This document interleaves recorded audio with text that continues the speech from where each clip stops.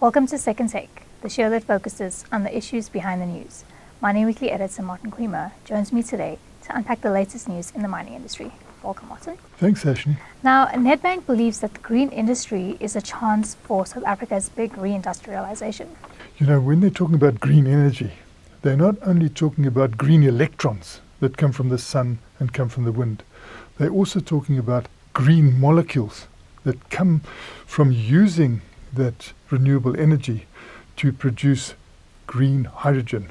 And they're saying it is a need for a much bigger insight into green hydrogen because their studies show that this could reindustrialize South Africa.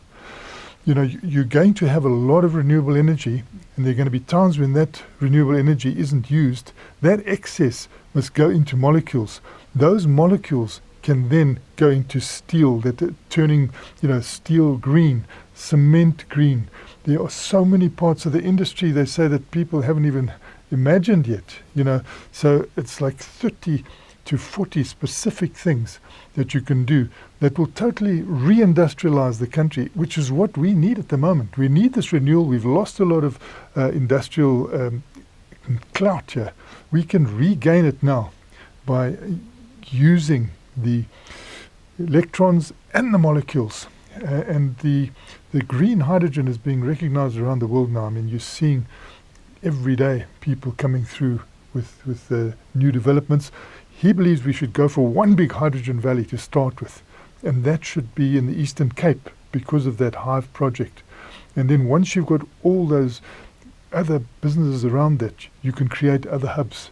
And I think it's a good starting point. I think it's good that Nedbank has studied this so well.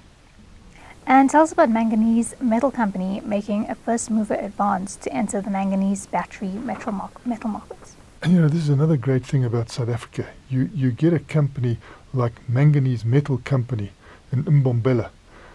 It doesn't get much publicity, but it's an absolute gem. I mean, this is producing the purest manganese metal in the world from waste, from fines. And I repeat that, the purest in the world, it's 99.9%. So the Chinese only get to 99.7%. And now they're going to beat the world to get to battery metal, manganese sulfate that is needed for EVs, for electric vehicles and for batteries. They're going to beat the world. And this is incredible from a company out in Mbombela. I think it should be given a lot more attention by the government. I think it should be allowed to get much bigger. And already they're hoping that, in about 18 months, they will be able to convert, they'll dissolve that pure manganese metal that they get to produce the sulfate, crystallize it, and send it into their market. They're big into Japan, big into the US and Europe. They're big exporters. I mean, this is mainly an export business. And they're going to make sure that their clients get what is needed for these batteries that looks like ahead of everybody else.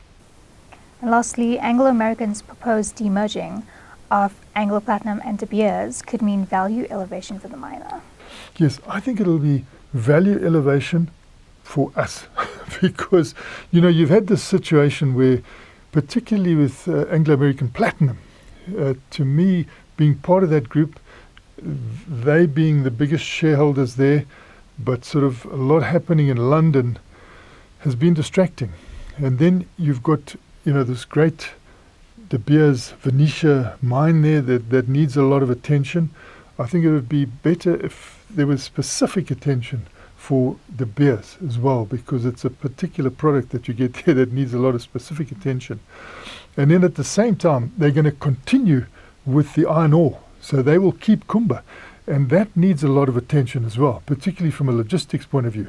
And so by reshaping and simplifying, there's going to be a greater focus. It's going to benefit them and the London shareholders, and I think it's going to benefit South Africa.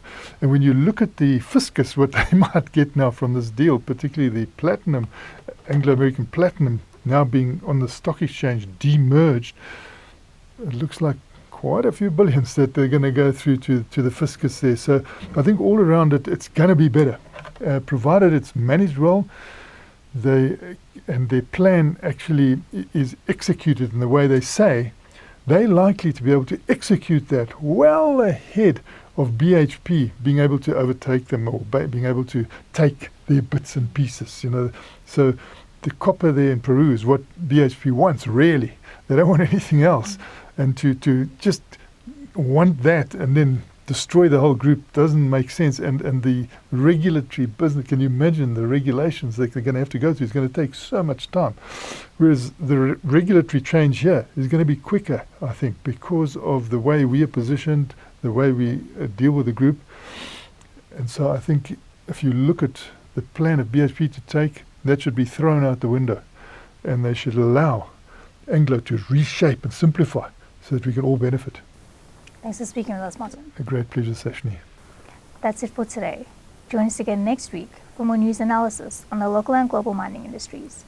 To subscribe to Creamer Media's Engineering News and Mining Weekly, please email subscriptions at creamermedia.co.za.